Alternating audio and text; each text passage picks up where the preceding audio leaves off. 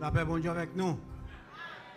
Nous remercions le Seigneur que nous sommes tous capables là ensemble dans le premier dimanche et dans le premier jour du mois de juin. Donc nous disons le Seigneur merci pour ça. Donc nous pourrons faire la lecture de la parole de Dieu dans Galates chapitre 5 versets 16 à 25. Galates chapitre 5 versets 16 à 25. Je dis donc, marchez selon l'esprit et vous n'accomplirez pas les désirs de la chair. Car la chair a des désirs contraires à ceux de l'esprit. Et l'esprit en a de contraires à ceux de la chair. Ils sont opposés entre eux afin que vous ne fassiez point ce que vous voudriez.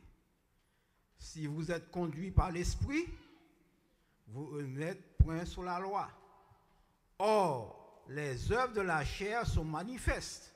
Ce sont l'impudicité, l'impureté, la dissolution, l'idolâtrie, la magie, les inimitiés, les querelles, les jalousies, les animosités, les disputes, les divisions, les sectes, l'envie, l'ivrognerie, les excès de table et les choses semblables. Je vous le dis d'avance, comme je l'ai déjà dit, que ceux qui commettent de telles choses n'hériteront point le royaume de Dieu. Mais le fruit de l'esprit, c'est l'amour, la joie, la paix, la patience, la bonté, la bénignité, la fidélité, la douceur, la tempérance. La loi n'est pas contre ces choses. Ceux qui sont à Jésus-Christ ont crucifié la chair avec ses passions et ses désirs. Si nous vivions par l'esprit, marchons aussi selon l'esprit. Ne cherchons pas une vaine gloire, en nous provoquant les uns les autres, en nous portant envie les uns aux autres. Que le Seigneur a béni lecture ça pour édification d'âme chacun de nous. Donc, à la lumière de ce passage, nous avons comme sujet le fruit de l'esprit. Donc, nous déjà, Seigneur, pendant tout ce mois, ça va venir là, nous avons une série de messages que nous, sur le Saint-Esprit. Donc, nous demandons toujours venir avec plus pour prendre note, car il est très important, ce sont des messages études que un pile bagage que tu as besoin de connaître. Donc, c'est pour capable prendre note, de façon pour capable toujours gagner mémoire. Donc, pour capable vraiment repasser de façon pour connaître mieux et pour connaître davantage. Donc, dimanche qui était 4 mai 2025, nous avons comme sujet la plénitude du Saint-Esprit. Nous avons qui sa plénitude du Saint-Esprit a été. Et nous avons que la plénitude du Saint-Esprit, c'est lorsque vous rempli du Saint-Esprit, ou contrôlé par le Saint-Esprit, ou dominé par le Saint-Esprit, ou guidé par le Saint-Esprit. Et nous avons une bonne explication pour bien comprendre qui sa plénitude du Saint-Esprit a été. Nous avons montré que lorsque vous avez un tuyau qui a coulé de l'eau, vous mettez un bokit en bas du tuyau. Bokit là plein de l'eau, jusqu'à de l'eau a débordé, mais tuyau de l'eau n'a pas jamais suspendre couler dans le bokit là. C'est ça la plénitude du Saint-Esprit. Et nous deuxièmement, nous avons considéré le but de la plénitude du Saint-Esprit. Pour qui ça, le Seigneur veut qu'on remplisse du Saint-Esprit. Nous avons vu que le Seigneur veut remplir du Saint-Esprit, c'est pour faire un travail pour lui-même. Donc, bon Dieu, pas remplir du Saint-Esprit, si seulement on était chita, on n'a aucun travail. On va prier depuis le matin jusqu'au soir. Donc, si vous n'avez pas de travail à faire pour le Seigneur, il ne peut jamais remplir du Saint-Esprit. La remplir du Saint-Esprit, c'est pour capable faire travail là. Donc, nous voyons que, comment les disciples, lorsqu'ils étaient finis remplis du Saint-Esprit, la parole de Dieu nous dit, ils ont annoncé la bonne nouvelle de l'Évangile. Et nous voyons que Jésus-Christ fait nous connaître qu'il dit, le miracle qui va accompagner les gens qui croient en moi, dans le nom, il va chasser des démons, dans le nom, il va prier pour malade, malade va guérir. Donc, pour malade capable de guérir, pour capable chasser des démons, vous avez besoin rempli du Saint-Esprit. Si vous n'êtes pas rempli du Saint-Esprit, vous n'êtes pas capable de chasser des démons. Vous pouvez prier depuis le matin jusqu'au soir, si vous n'êtes pas rempli du Saint-Esprit, vous n'êtes pas capable de chasser des démons. Vous n'êtes pas capable de poser mes sous malade pour malade guérir. Il faut nous remplir du Saint-Esprit pour que le travail soit capable de faire. Nous voyons aussi que moyen que le Seigneur établit pour capable remplir du Saint-Esprit, ou besoin de lire la parole de Dieu, ou besoin d'entretenir par des psaumes, par des cantiques spirituels. C'est pas là qu'il a pour la journée 10 pieds express à jouer, ni couper clou à jouer, mais il faut de ces musiques, l'évangile qu'a joué, il faut entendre par des cantiques spirituels, chantant et célébrant le louange de Dieu, ou besoin de célébrer avec tout cœur le louange Seigneur, et puis pour toujours dire bon Dieu merci pour toute bagaille. Et nous en dernier lieu, pour remplir du Saint-Esprit, ou doit en communion l'un avec l'autre.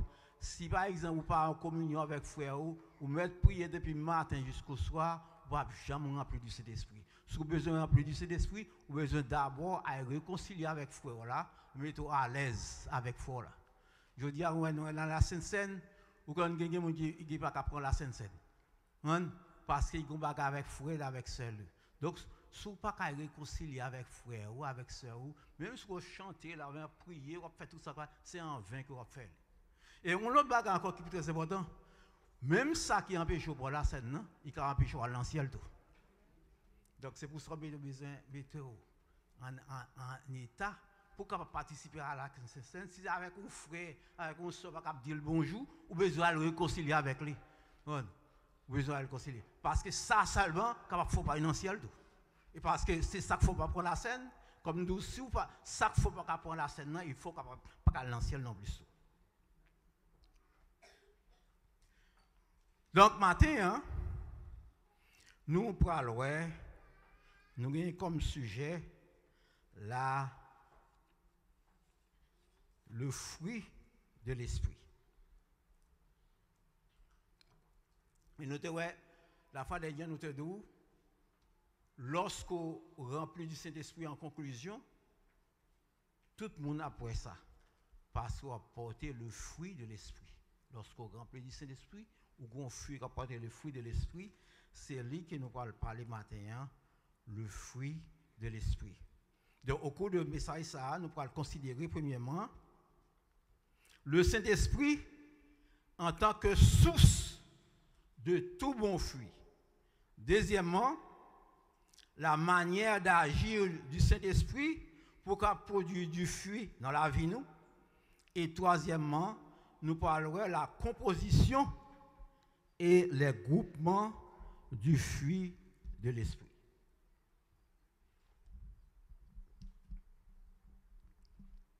Le Saint-Esprit en tant que source de tout bon fruit. Donc, lorsque nous regardons dans le passage que nous sommes là, l'apôtre Paul établit une sorte de contraste entre les œuvres de la chair et le fruit de l'esprit. Oui, l'apôtre Paul parlait de les œuvres de la chair, il ne parle pas des œuvres de l'esprit, il parle des fruits de l'esprit. Parce que l'on parle de œuvres, dans le mot œuvre, il y a des bonnes œuvres, il y a des mauvaises œuvres. Mais on dit que le fruit de l'esprit, il suggère bon bagaille. Par exemple, nous lisons dans Psaume 127, Salomon dit, le fruit des entrailles est une récompense. Le fruit des entrailles sont bénédictions qu'elle y est. Ce n'est pas un mauvais bagage. Le fruit des entrailles, c'est une récompense. C'est une bénédiction. Donc c'est ça que fait l'apôtre Paul pour la parler de l'esprit, il parle le fruit, et pour la chair, il parle les œuvres de la chair. Le mot fruit est souvent employé dans la Bible pour faire nous connaître qui ça le Saint-Esprit à attendre des chrétiens, à attendre des croyants. Le Saint-Esprit à attendre pour nous apporter du fruit et du fruit en abondance. Par exemple, dans la Bible, il y a deux mots qui semblaient, mais qui sont différents. Par exemple, le mot don et fruit. Quoique ni don, ni fruit, ils ont toutes les mêmes sources, le Saint-Esprit. Parce qu'il y a plusieurs dons, et chaque chrétien gagne au moins un don. Par exemple, le mot pasteur, pasteur, c'est un don qu'il y a. Docteur, c'est un don qu'il y a. Évangéliste, c'est un don qu'il y a. Présider un service, c'est un don qu'il y a. Exhorter le monde, c'est un don qu'il y a, etc. Tout ça, c'est don. Donc, chaque monde qui est dans l'église doit gagner un don. Pas qu'il y ait un monde qui chita là qui n'a pas gagné un don. Ou qu'on ça fait le plus souvent, ou pas qu'on qui don qu'on gagne, parce que ou a convoité dans l'autre. Ou t'as laissé chanter pour chanter, alors que vous pas gagne voix pour chanter. Ou t'as laissé prêcher pour prêcher, alors que vous pas qu'à prêcher. Ou t'as laissé témoigner pour témoigner, alors que vous va témoigner. Mais ou gon bagaille qu'on capable faire, ça capable faire à faire. Et si vous pas connaît qui don que vous gagnez, demandez le Seigneur puis capable révéler qui don que vous gagnez et lorsque le révélez, mettez don à exécution. Par exemple, devant le Seigneur, où est-ce que je prêcher? Je n'ai pas plus d'importance parce que les gens qui balent l'église. Pourvu que chaque monde fait travail avec cœur. Ou quand les gens qui balent l'église, au dernier jour, recevoir plus de couronne parce que moi-même qui prêché, suivant la façon que tu as fait.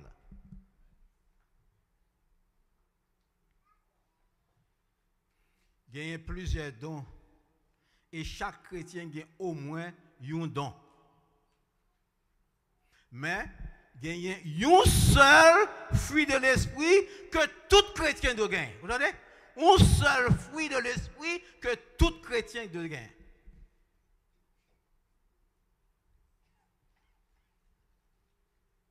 Parce que les dons, ils sont divisés parmi les croyants, mais le fruit de l'esprit n'est pas divisé.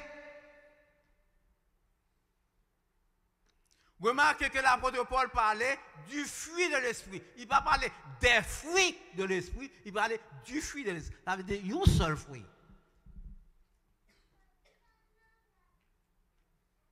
Mais il a dit que les œuvres de l'esprit, il y a pile œuvres. Il y a bonnes œuvres, il y a mauvaises œuvres. Et nous trouvons aussi dans le passage ça, toute œuvre de la chair qui est là. Dans Galates, chapitre 5, verset 22, la parole de Dieu nous dit, mais le fruit de l'esprit, c'est l'amour, la joie, la paix, la patience, la bonté, la bénignité, la fidélité, la douceur, la tempérance. Vous entendez? Le fruit de l'esprit. Il ne parle pas de les fruits de l'esprit. Il citait, après ça, il citait.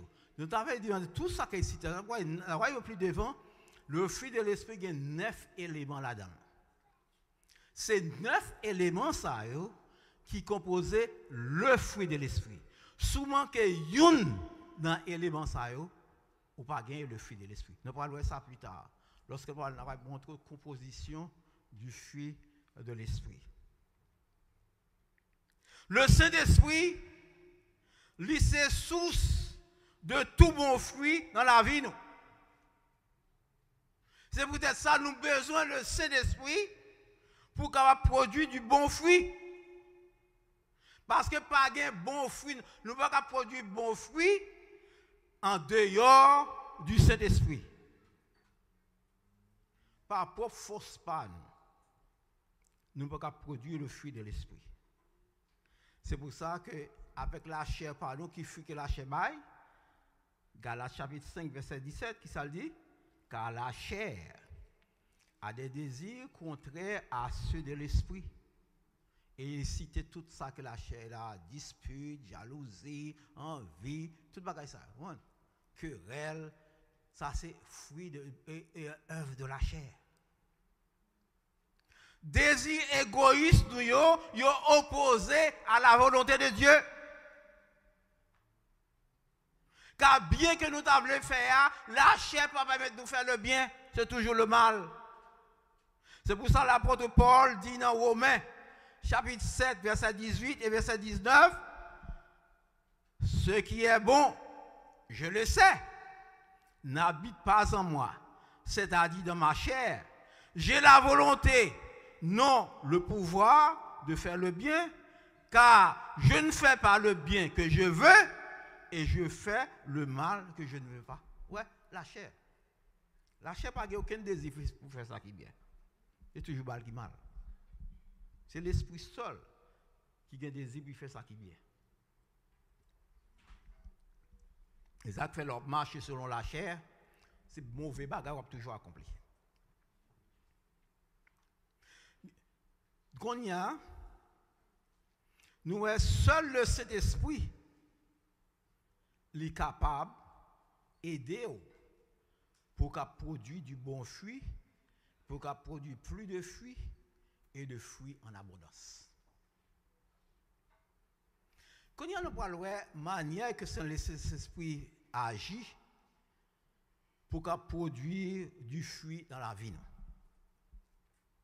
Il y a deux passages que nous allons considérer que la Bible parle aider nous pour nous avoir moyens employés par le Saint-Esprit pour qu'il produise fruit dans la vie. Premier passage, nous jouons dans Somme 1er, verset 1er à 3. Heureux l'homme qui ne marche pas selon le conseil des méchants, qui ne s'arrête pas sur la voie des pécheurs, qui ne s'assied pas en compagnie des moqueurs, mais qui trouve son plaisir dans la loi de l'Éternel et qui la médite jour et nuit. Qui s'agrivait, il est comme un arbre planté près d'un courant d'eau qui donne son fruit. Ou elle a encore son fruit en sa saison et dont le feuillage ne se fait point. Tout ce qu'il fait, lui réussit. Donc là, dans le passage, ça, nous une sorte de progression. Et surtout nous-mêmes jeunes, si nous voulons produire du fruit, premièrement, il dit, heureux le homme qui ne marche pas sur le conseil des méchants. Quand une fois, nous avons des conseils qui ont une fois, c'est mauvais conseils qui ont. Deuxièmement, il dit, ne s'arrête pas. Ouais, progression. Premièrement, on va marcher, qu'on y a arrêté. Ne s'arrête pas sur la voie des pécheurs. On commence à marcher, qu'on arrive au moment qu'on y a au campé. Right? Mais après ça, qui s'arrive, et ne s'assied pas accompagné de mon cœur, d'abord il veut camper qu'on y a, ou fin camper qu'on y a, chita qu'on y a. Donc vous prenez tout ça pas bon. Vous commencez à marcher, qu'on y a campé. Qu'on y a fin camper, qu'on y a chita. Donc vous vivez dans tout ça pas bon. C'est ça que fait, en pile fois, lorsque vous avez mauvais amis, nous avons communiqué un monde pas gâter. Et mauvais amis capable de gâter, vous entendez? C'est la Bible dit, qui ça la Bible dit comme ça? Les mauvaises compagnies corrompent les bonnes mœurs. Comme les bonnes mœurs. Mais qui ça la parole de Dieu dit, vous devez prendre plaisir au Seigneur dans la loi de l'Éternel, ou tant qu'un arbre qui planté près d'un courant d'eau qui donne son fruit en sa saison. Donc, si vous avez besoin de fruit, produire fruit, premièrement, vous devez méditer la parole de Dieu, vous devez lire la parole de Dieu. Un chrétien qui parle la parole de Dieu, ou pas qu'à produire fruit, bon fruit. Il faut donc lire la parole là, et qu'on y a non seulement besoin de lire la parole, on besoin de méditer. Encore le mot méditer sur l'autre bagaille. Méditer, ce n'est pas seulement lire. Méditer, c'est lire, lire, mais réfléchir. Sous son lia avec idée, avec pensée pour pratiquer son lia. C'est ça le mot méditer. Pas seulement lire machinalement, ou lire les finis qu'on y a, ou penser pour appliquer dans la vie ou son lia. C'est ça le verbe méditer veut dire.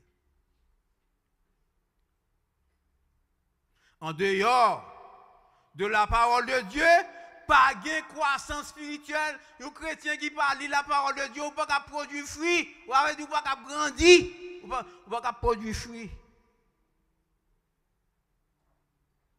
Et un fruit qui est durable. Je dis à nous, chrétiens chétifs, chrétiens anémiques, ils sont faibles spirituellement, ils sont pauvres, ils sont faibles, ils n'ont pas de force pour être capables de résister contre les ruses du diable. Ils n'ont pas de force. Chrétien va venir dans l'école du dimanche. Dans l'étude biblique même, c'est pasteur vient faire l'étude biblique là, comme étant il y a un agenda qui vient faire là, il fait là, parfois il vient là, le mercredi, il vient 2 personnes, 3 personnes. Si je viens 3 personnes, je suis content. Parfois c'est un monde, 2 personnes nous joignent. Mais je suis toujours venu.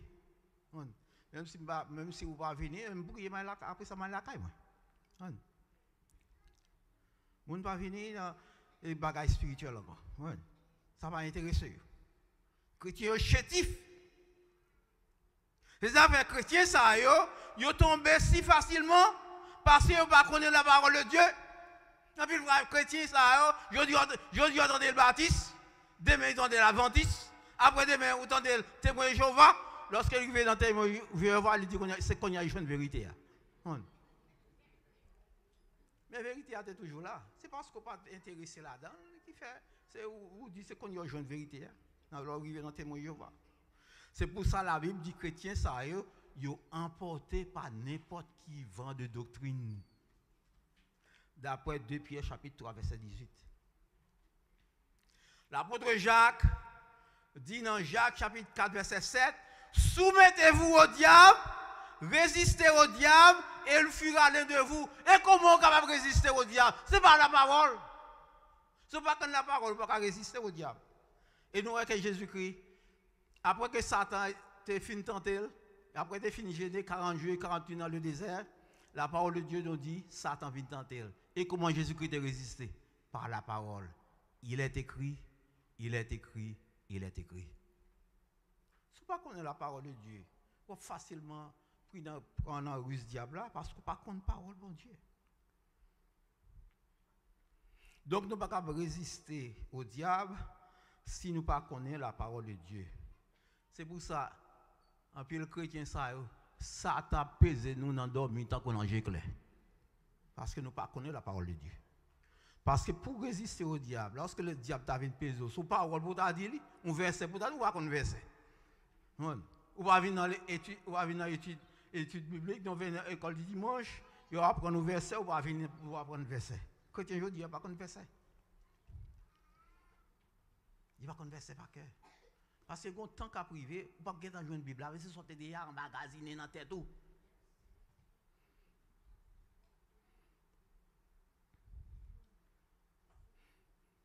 Comment vous êtes capable de soumettre à Dieu et comment vous êtes capable de résister au diable? C'est par la parole. Par la parole. Il est écrit, il est écrit, il est écrit. Je dis à chrétiens, négligez ça qui fait force l'église. Ça qui fait force l'église, c'est l'école du dimanche et l'étude biblique et la prière. 3 bagailles ça, chrétiens négligés. Réunion de prière. Combien de nous jeunes réunion de prière qui fait les lundis, chaque lundi soir? On est capable de compter sur tout. On est capable de compter sur tout. Quand une fois, lorsque tu as vu nos études bibliques, dans réunion de prière, où on charge avec monde, qu'on a des problèmes. Comme il y a des problèmes là-bas. Il y a des problèmes là-bas, c'est la prière, il y a des problèmes. Qu'on a des problèmes. Mais si pas de problème, la prière va dire, déjà même, on va prier pour le pain quotidien, on va prier pour le pain quotidien, il faut que déjà plein manger. Pour qui ça va prier pour le pain quotidien? Le pain quotidien déjà là, déjà.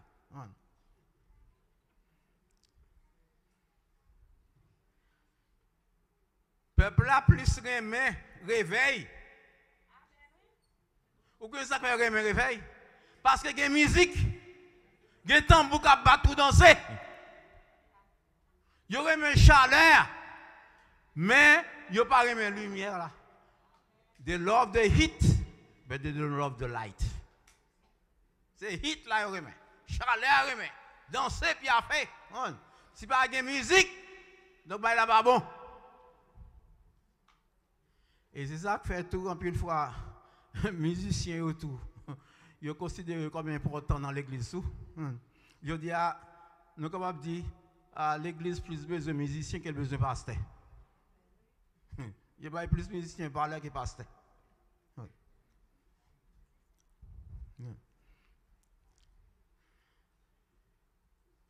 Donc, un deuxième passage qui aide nous pour nous avoir moyen employé par le Saint-Esprit pour qu'on produise du fruit dans la vie nous. C'est dans Jean 15, versets 4 et 5.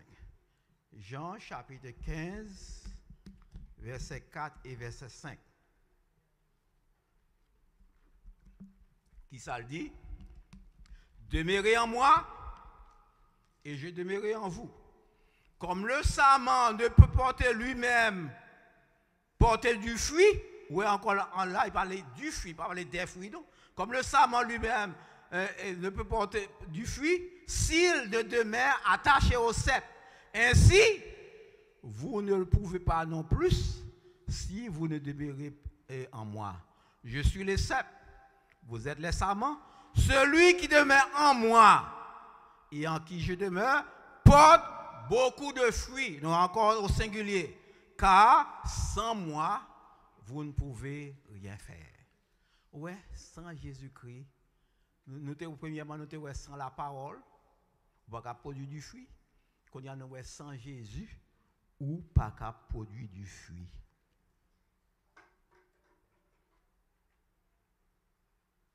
Donc, si vous pas attaché à Christ, ou pas qu'à produire le fruit de l'esprit. C'est une condition sine qua non. Pour qu'apporter du fruit, ou besoin de demeurer en Christ. Troisièmement, nous avons vu qui ça le fruit de l'esprit composé. Et comment le fruit de l'esprit les grouper ensemble. Galates, chapitre 5, verset 22. Galates, chapitre 5, verset 22. Nous lisons. Mais le fruit de l'esprit, c'est l'amour, la joie, la paix, la patience, la bonté, la bénignité, la fidélité, la douceur, la tempérance. Donc là, nous voyons le fruit de l'esprit, il est composé de 9 éléments. Chaque 9 éléments, ils sont arrangés en 3 groupes distincts de 3 éléments. Bon, pour nous comprendre très bien ça pour le là, nous avons que nous mettons sur l'écran pour moi formule de l'eau. Non, l'eau. The water. You see the water. Nous avons de l'eau. C'est une substance que nous utilisons chaque jour. Elle est composée de H2O. C'est une formule chimique. Ça veut dire qu'il y a deux molécules. Ouais, une molécule de l'eau est composée de 2 atomes d'hydrogène avec un atome d'oxygène. Une molécule d'eau est composée de 2 atomes d'hydrogène avec un atome d'oxygène. Et ça s'appelle H2O. C'est une formule en chimie, en formule de l'eau. C'est même genre, si vous gagnez une seule molécule, si vous gagnez un seul atome d'hydrogène, avec un seul atome d'oxygène, ou pas de l'eau, ou bien ça s'appelle hydroxyde. Donc, pour capable de l'eau, il faut que vous ayez 2 atomes d'hydrogène plus un atome d'oxygène. Et c'est même chose que nous parlons là, le fruit de l'esprit est composé de 9 éléments. Si vous avez 8 éléments mais au moins qu'il y ait un seul ou pas gagner le fruit de l'esprit. Il faut que tout net élément ça pour gagner le fruit de l'esprit. Et ça me devrait expliquer pour un bagage très simple pour comprendre ça que moi vais dire là. Par exemple, le fruit de l'esprit, nous devons ça les composer de 9 éléments qui arrangés en 3 groupes distincts de 3 éléments. Premièrement, dans le premier groupe là, nous joignons l'amour, la joie et la paix. Et 3 éléments ça, qui dans le premier groupe là, ils parlent de relation avec bon Dieu. L'amour, la paix, la joie, ils parlent de relation avec bon Dieu. Deuxième groupe là, il est composé de patience, bonté et bénignité. Il parle de relation nous avec prochain nous, relation nous avec frère nous, relation nous avec sœur nous. Et tandis que le troisième groupe là, qui est composé de fidélité, douceur et tempérance, il parle de relation nous avec l'homme intérieur, avec nous-mêmes, avec propre peut-être pas nous.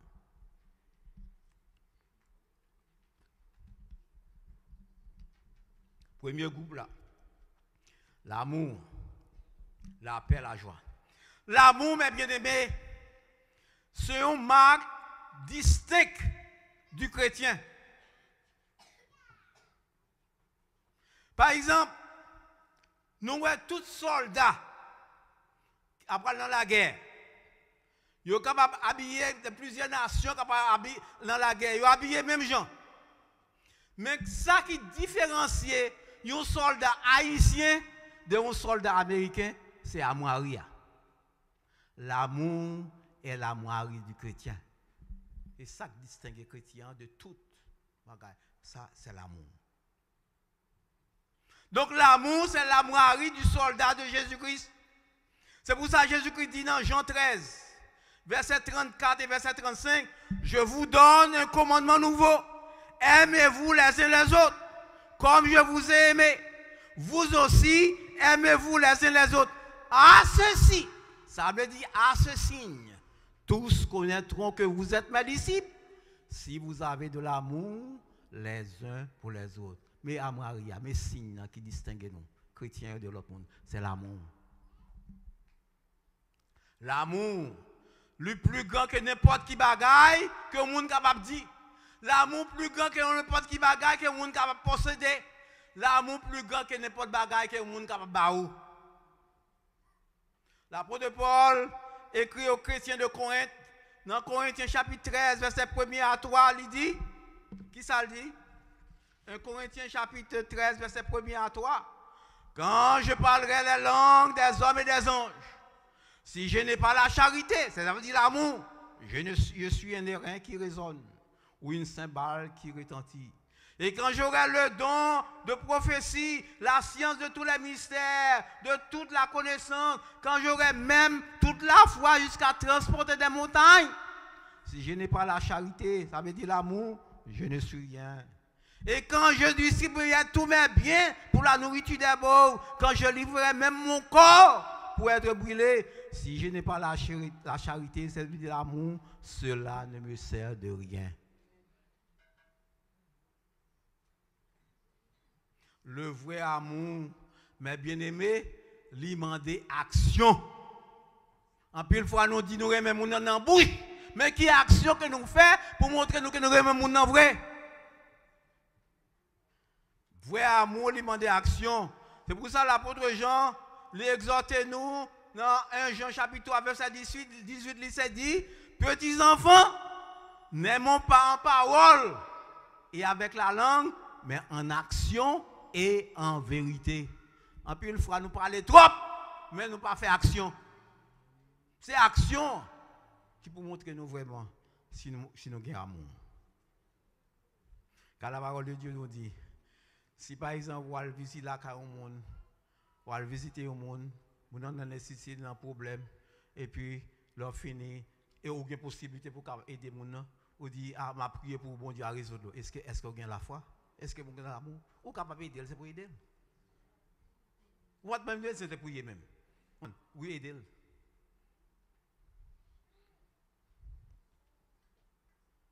L'amour, mes bien-aimés, ce n'est pas une option que lié. L'amour, ce n'est pas un choix que lié, mais l'amour, son devoir. Comme chrétien, son devoir. L'amour, ce signe, premier signe qui montrait réellement qu'on est de nouveau. Et que le Saint-Esprit a travaillé dans vous. Deuxième élément dans le premier groupe là, c'est la joie. Qui aussi est souci du Saint-Esprit. Parce que c'est le Saint-Esprit qui bat la joie. Ou quand mon nom, par exemple, pas fait le pas bon, fait le mais il est toujours quel content. Mais quand il est quel content ça? Le Saint-Esprit. Parce que c'est la joie que le Saint-Esprit baille, pas dépendre des circonstances.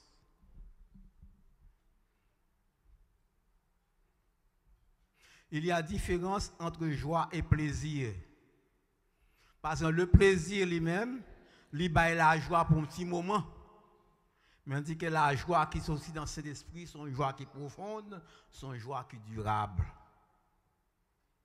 En dépit des circonstances de la vie. Il y a un auteur qui dit que la joie, c'est sans un drapeau qui a flotté au-dessus du palais lorsque le roi est en résidence. Si réellement le Saint-Esprit, il a dans le cœur où, pas que ça a de tristesse, mais il y a toujours la joie. En dépit des difficultés, en dépit des problèmes, en dépit du manque de travail, en dépit des maladies, en dépit même de la mort, dans la famille, on a bien la joie. Parce que la joie qui sortit dans cet esprit, pas dépend des circonstances. L'apôtre Paul, lui exhortait les chrétiens de Philippe, dans Philippiens chapitre 4, verset 4, qui ça dit, réjouissez-vous toujours dans le Seigneur, je le répète, réjouissez-vous. Et pas seulement laisse ça bon, seulement après jour, il dit toujours dans le Seigneur. Il dit même les bagages là bon, même les bagages là pas bon, après jour, quelqu'un est content. C'est ça que le plus souvent, au monde qui est chrétien, il dit, ça, c'est un monde qui m'en fout bien. Ou bien peut-être qu'il n'est pas bon.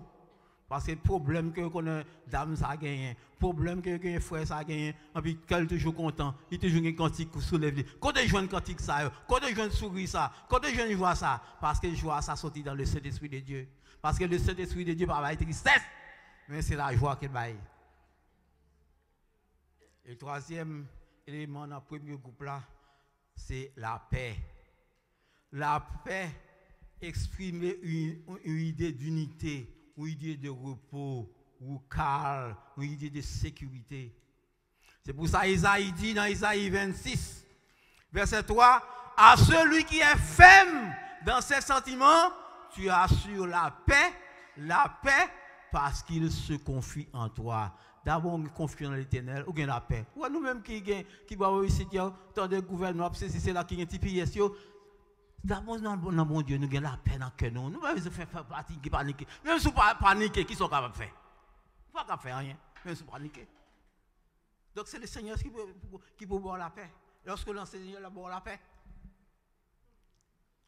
Ça dit à celui qui est ferme dans ses sentiments, tu assures la paix parce qu'il se confie en toi. D'abord, confie en l'Éternel ou bien la paix.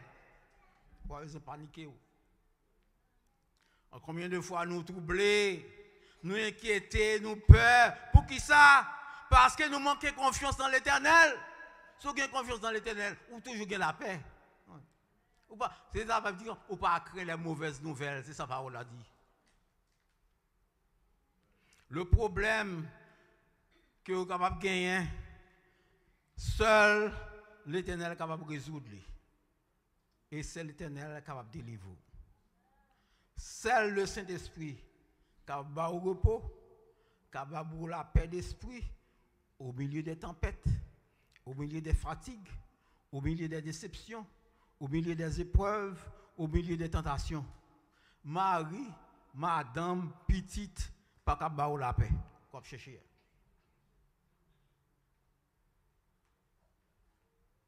Je dis à les nations sont en crise. Nations Unies pas capable la paix dans le monde. En plus, vous même côté autant des nations finissent de traiter des pères, et puis demain si vous des bons moments qui tomber. Parce que la parole de Dieu nous dit, lorsque les hommes du Père est sur terre, mais une nuit soudaine les surprendra comme la douleur surprend la femme, une femme qui va accoucher.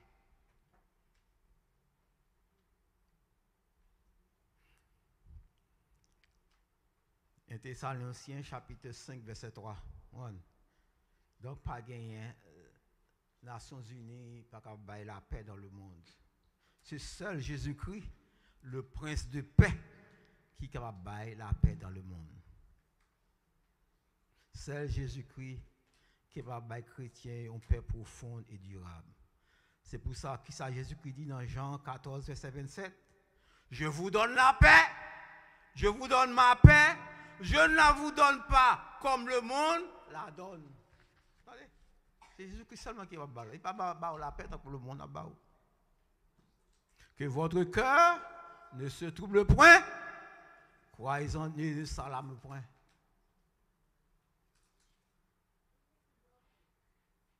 Et personne n'est pas capable de gagner la paix si pas faire la paix avec Dieu.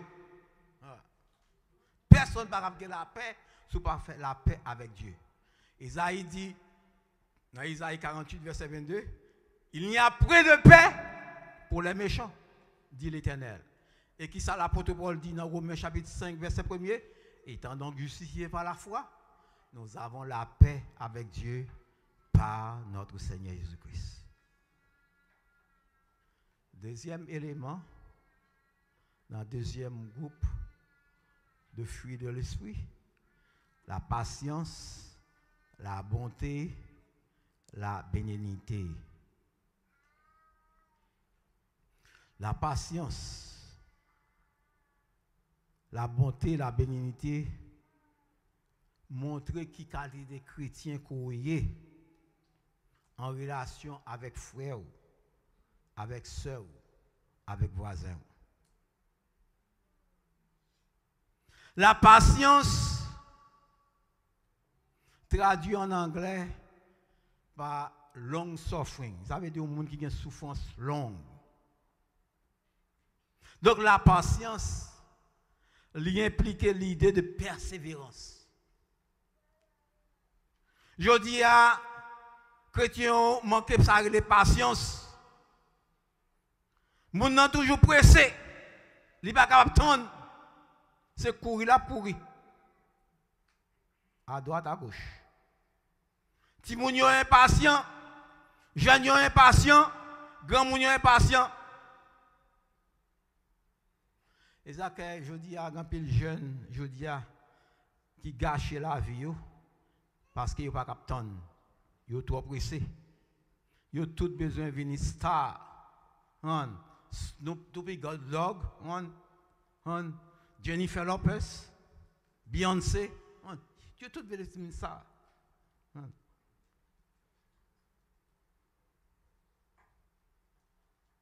Moun nan vle riche sans le pas travail.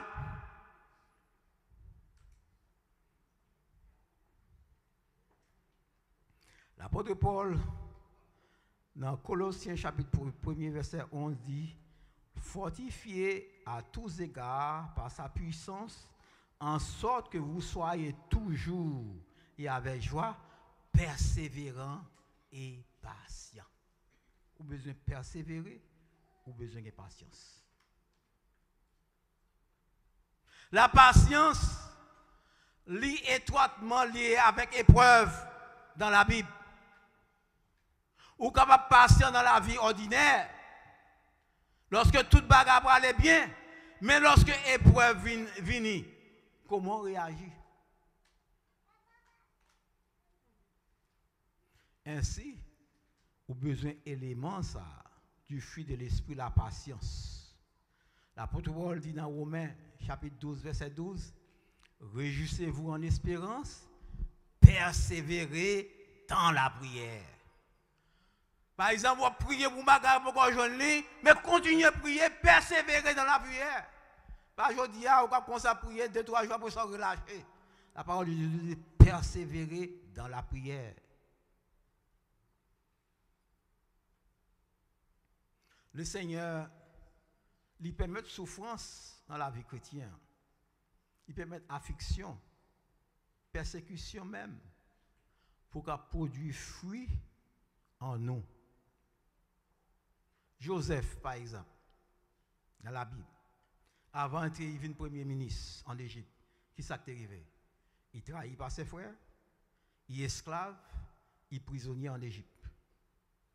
Moïse, avant qu'il devienne leader, il passé 40 ans dans le désert. Et pour ça, Jésus-Christ dit aux disciples, dans Luc 21, verset 17 à 19, vous serez haïs de tous. Pour qui ça? À cause de mon nom. Mais il ne perdra pas un cheveu de votre tête. Par votre persévérance, vous sauverez vos âmes. La bonté impliquait l'idée de gentillesse. Ouais, chrétien. Chrétien pas un monde qui ouvre, il faut un monde qui est gentil.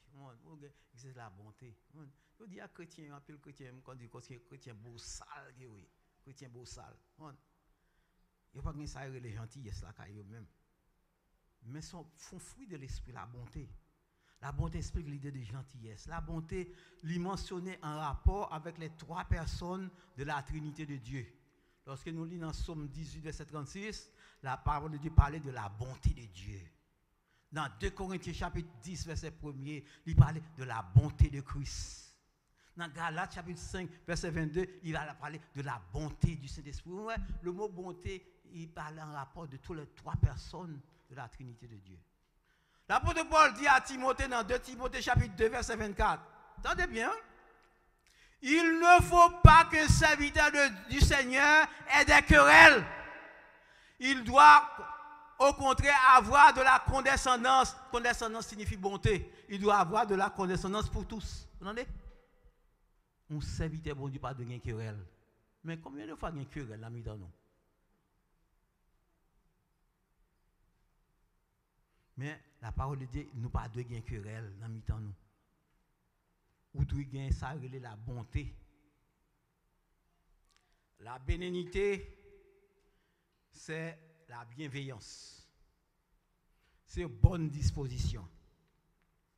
La bénignité est plus que faire du bien. La bénignité, c'est l'amour en action. La bénignité, c'est faire du bien de bon cœur pour faire plaisir au Seigneur sans attendre des médailles et des récompenses. Ou pas faire bien pour féliciter, ou pas faire bien pour mettre une médaille, ou pas faire bien pour une plaque d'honneur. Pour faire bien sans attendre des récompenses. C'est ça la bénignité. La violence, la puissance, capable d'engendrer la soumission par la peur et la crainte, mais la bénignité engendre toujours attachement et soumission dans l'amour.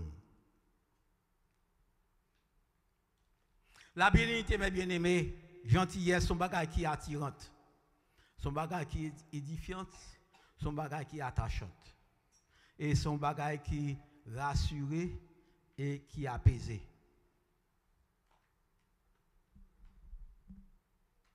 Elle est indispensable dans la relation nous, l'un avec l'autre. Dans la relation familiale, dans la relation conjugale, dans la relation entre amis. Donc, les nécessaires. L'apôtre Paul écrit aux chrétiens de Rome, dans Romains chapitre 15, verset 14, pour ce qui vous concerne, mes frères, je suis moi-même persuadé que vous êtes pleins de bonnes dispositions. Ça, c'est bénignité ou une bonne disposition. L'apôtre Paul dit témoigner ça aux chrétiens de Rome, que toujours une bonne disposition, toujours une bénignité. De Dieu rempli de toute connaissance qui est capable d'exhorter l'autre. Et troisième et dernier groupement dans l'élément du fruit de l'esprit, la fidélité, la douceur, la tempérance. Donc, dernier groupe, ça, il a affaire avec l'homme intérieur, avec propre tête pau. La fidélité.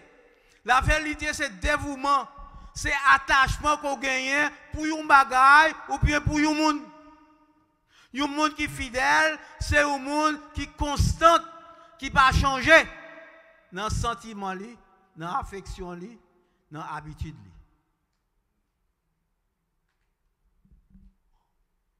C'est pour ça que le Seigneur, avant qu'il nous confie nos grands bagailles, il teste nous avec un petit bagaille. Et pour ça, nous, vous êtes fidèle dans peu de choses, je confierai de plus grandes choses.